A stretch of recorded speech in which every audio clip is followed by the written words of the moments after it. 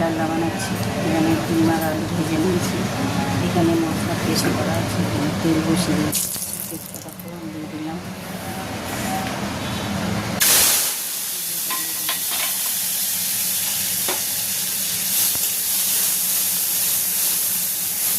মশলার মধ্যে আছে আদা, রসুন, জিরে, ধনে, গরম মশলা, শুকনো লঙ্কা সব একসাথে পেস্ট করা। সব একসাথে পেস্ট করে নিলে তরকারি খুব টেস্টি হয়।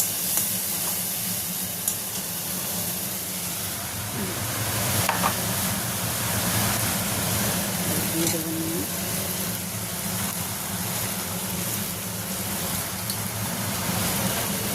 সামান্য